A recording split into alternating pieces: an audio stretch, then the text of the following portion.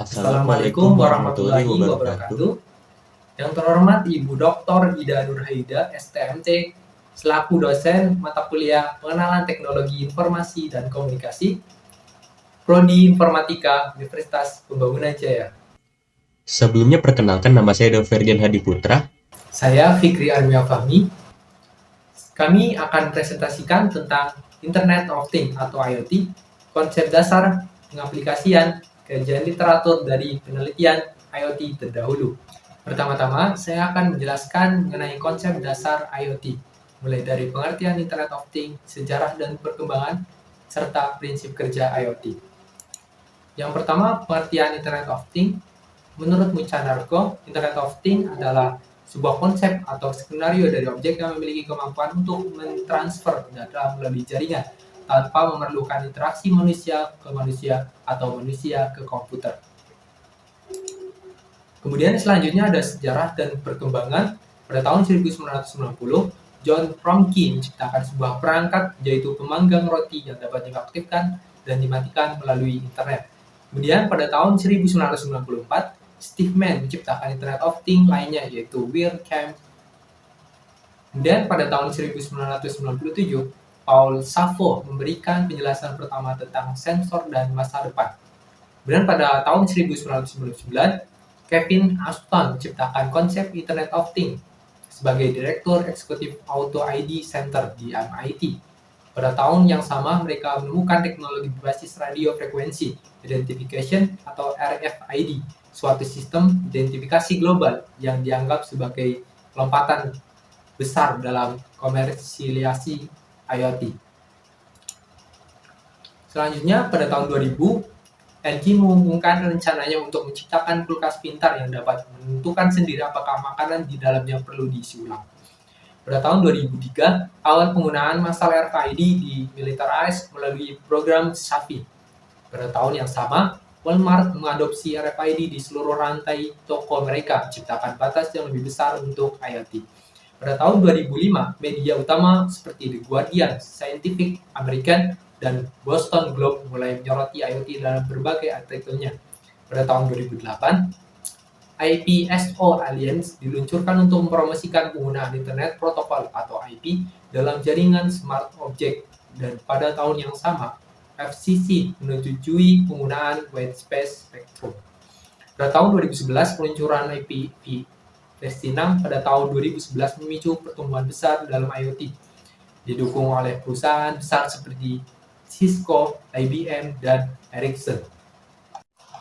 Selanjutnya ada prinsip kerja IoT. Prinsip kerja IoT memberikan identitas unik pada objek nyata, kemudian mengintegrasikannya ke dalam sistem komputer agar dapat direpresentasikan dalam bentuk data. Pada tahap awal implementasi IoT, pengenalan objek penggunaan kode batang atau barcode, kode QR atau QR code, dan identifikasi frekuensi radio RFID. Seiring perkembangan objek juga dapat diberi pengenal berupa alamat IP dan menggunakan jaringan internet untuk berkomunikasi dengan objek lain yang memiliki alamat IP.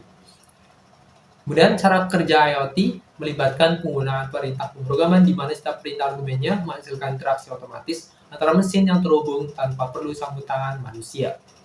Internet berperan sebagai penghubung antara interaksi mesin tersebut, sementara manusia berperan sebagai pengatur dan pengawas alat-alat tersebut. Dengan demikian, IoT menciptakan suatu ekosistem di mana objek dapat berkomunikasi dan berinteraksi secara otomatis melalui internet. Dengan peran manusia lebih fokus pada pengelolaan dan pengawasan.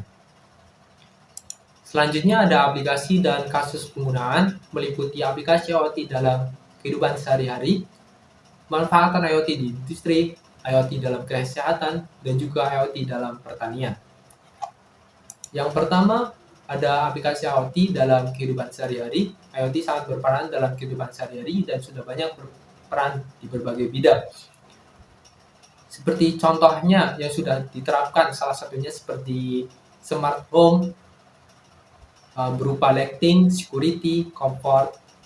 Lalu dalam bidang perdagangan seperti pelacakan produk, pembayaran otomatis, investasi, dan manajemen gudang. Di bidang otomotif ada pengaturan parkir cerdas, informasi arus lalu lintas, penentuan lokasi anti pencurian lalu lintas. Di bidang industri ada smart meter, kemudian warehouse sensing, kendali manufaktur, dan kendali climate. Kemudian dalam bidang kesehatan, IoT berperan dalam pemantauan pasien serta administrasi pengobatan otomatis. Selanjutnya, ada pemanfaatan IoT di industri. IoT memungkinkan perusahaan untuk memantau kondisi peralatan secara real-time. Sensor-sensor pada mesin dapat mengirimkan data terkait kinerja dan kondisi peralatan. Data yang tepat, perusahaan dapat menerapkan dapat juga mengurangi downtime dan meningkatkan efektivitas.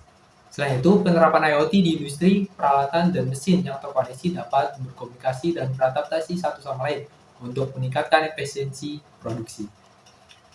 Seperti itu. Kemudian selanjutnya ada IoT dalam dunia kesehatan. Memperjelas bahwa sebuah perangkat medis terhubung ke IoT seperti monitor detak jantung, alat memantau glukosa, dan sensor aktivitas demikian pemantauan pasien secara real time. Selain itu, peran IoT juga memfasilitasi layanan telemedicine dengan perangkat yang dapat terkoneksi secara langsung ke platform kesehatan. Dokter dapat memantau pasien dan memberikan konsultasi jarak jauh dengan bantuan perangkat seperti kamera dan stetoskop pintar. Kemudian, ada IoT dalam dunia pertanian. Pemanfaatan yang didapat dari teknologi IoT seperti penerapan IoT pada irigasi, pengaturan kelembapan dan suhu, mendeteksi kesuburan tanah di lahan perkebunan, penyiraman tanaman secara otomatis, monitoring tingkat kelengasan tanah dan curah hujan, dan sistem keamanan lahan pertanian.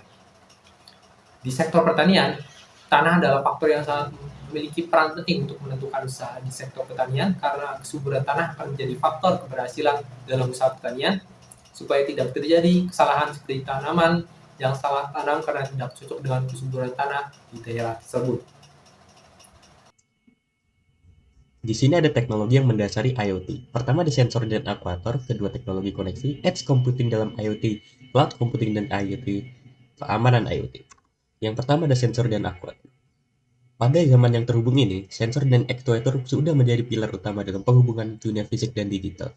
Sensor memiliki perannya sendiri, yaitu mengumpulkan informasi dari lingkungan sekitar lalu mengubahnya menjadi data binary yang dapat dipahami komputer. Di sisi lain, aktuator mengambil instruksi dari sistem dan mengubahnya menjadi tindakan fisik yang dapat mempengaruhi lingkungan. Yang kedua ada teknologi koneksi. Berbagai perangkat fisik, kendaraan dan peralatan dengan sensor, peralatan lunak, dan teknologi jaringan untuk bertukar data dan melakukan tindakan dalam konteks jaringan, IoT, Bluetooth, dan protokol lainnya dapat bersifat private ataupun public. Dalam penggunaannya, jaringan private biasanya memerlukan akses user dan kata sandi yang dimasukkan secara manual oleh administrator atau diperoleh secara langsung oleh pengguna. Jenisnya ada yaitu Wide Area Network, Metropolitan Area Network, dan Local Area Network. Yang ketiga ada edge computing. Edge computing adalah sebuah teknologi yang memungkinkan data atau komputasi untuk dilakukan di device yang berada di sekitar jaringan. Edge computing membutuhkan kecepatan dan responsif yang sangat tinggi. Sistem yang mendasari Internet of Things adalah dengan koefisiennya dalam proses data secara lokal. Edge computing juga memainkan peran krusial dalam konteks Internet of Things karena dia menawarkan solusi untuk tantangan kecepatan yang responsif yang dihadapi oleh sistem. Yang ketiga ada cloud computing. Masalah utama yang sering dihadapi pada Internet of Things adalah ketersediaan sumber dayanya. Ini dapat mempengaruhi performa dari perangkat Internet of Things, namun hal ini dapat diatasi dengan menghubungkan Internet of Things dengan cloud computing yang memiliki ketersediaan sumber daya yang tinggi. Integritas antara cloud computing dan Internet of Things memberikan solusi yang signifikan terhadap permasalahan sumber daya yang dialami karena dia menawarkan infrastruktur yang dapat diakses secara fleksibel dan scalable. Selanjutnya ada keamanan. Untuk keamanan, Internet of Things menjadi perhatian utama karena pertumbuhan pesat perangkat yang terhubung. Keamanan IoT mencakup berbagai aspek yang diantaranya reliable computing, intrusion detection system, kriptografi, rule-based authorization, computing layer, dan juga decentralization.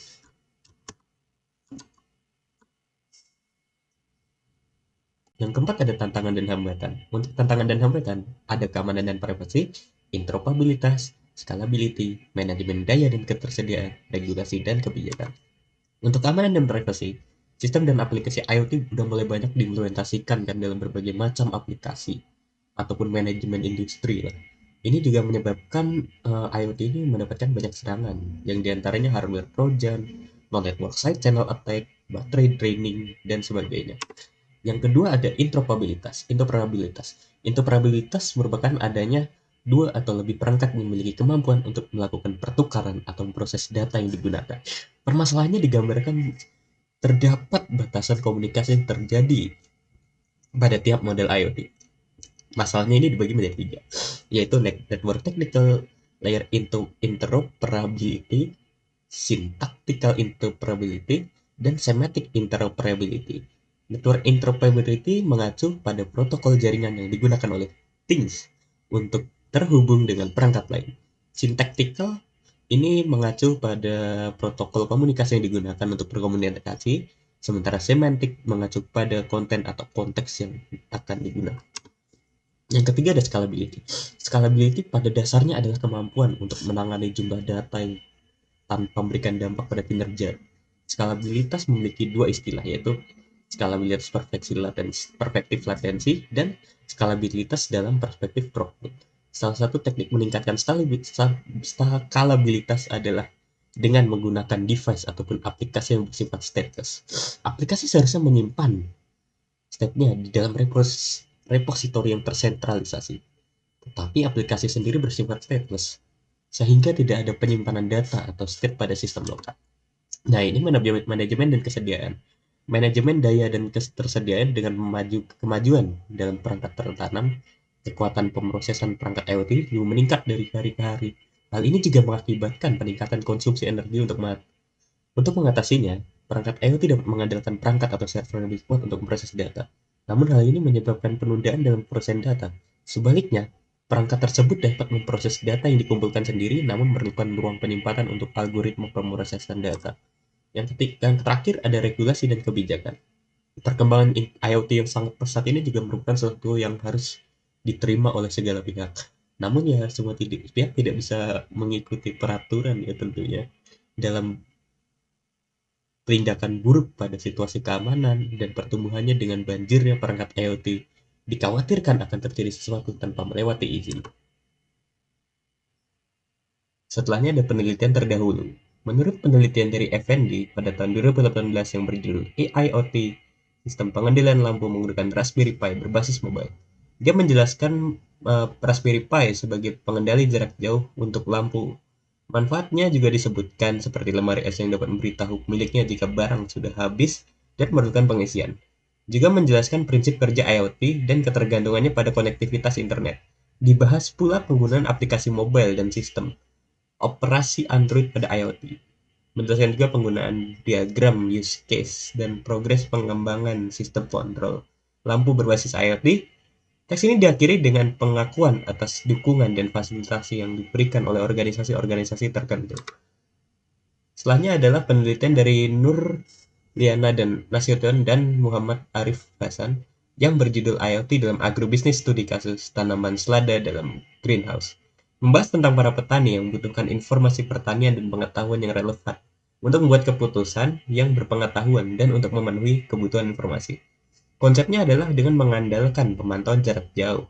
Ide mereka adalah untuk mendigitalkan kegiatan pertanian sehingga petani tidak perlu langsung eksekusi ke tempat dan hanya perlu mempersiapkan persyaratan tanaman dan secara akurat memprediksi pertumbuhan mereka.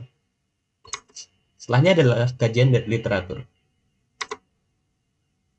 Di sini ada kajian pertama, yaitu Internet of Things, sistem pengendalian lampu menggunakan Raspberry Pi berbasis mobile. Di sini penelitian IoT pengendalian lampu menggunakan Raspberry Pi oleh Effendi menjelaskan bagaimana cara kerja Internet of Things, yaitu dengan memanfaatkan sebuah argumentasi pemrograman yang dimana tiap-tiap perintah argumennya itu menghasilkan sebuah interaksi antara sama mesin dan terhubung secara otomatis tanpa campur tangan manusia dan dalam jarak berapapun. Internetlah yang menjadi penghubung antara kedua interaksi mesin tersebut. Setelahnya ada Internet of Things dalam agrobisnis studi kasus tanaman selada dalam greenhouse. Ini IoT dalam bisnis studi kasus tanaman selada dalam greenhouse oleh Nurdiana Nasution dan Muhammad Arif Hasan. Mereka lebih meningkatkan efisiensi dari efektivitas dalam pertanian.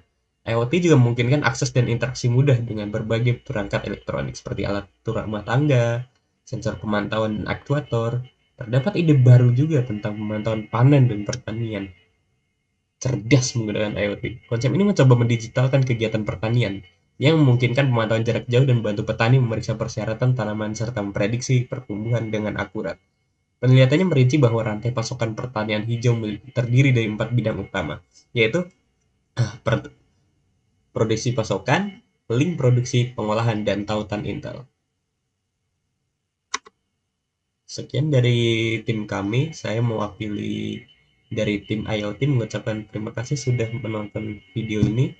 Jangan lupa memberikan kritik dan saran. Terima kasih. Selamat tinggal.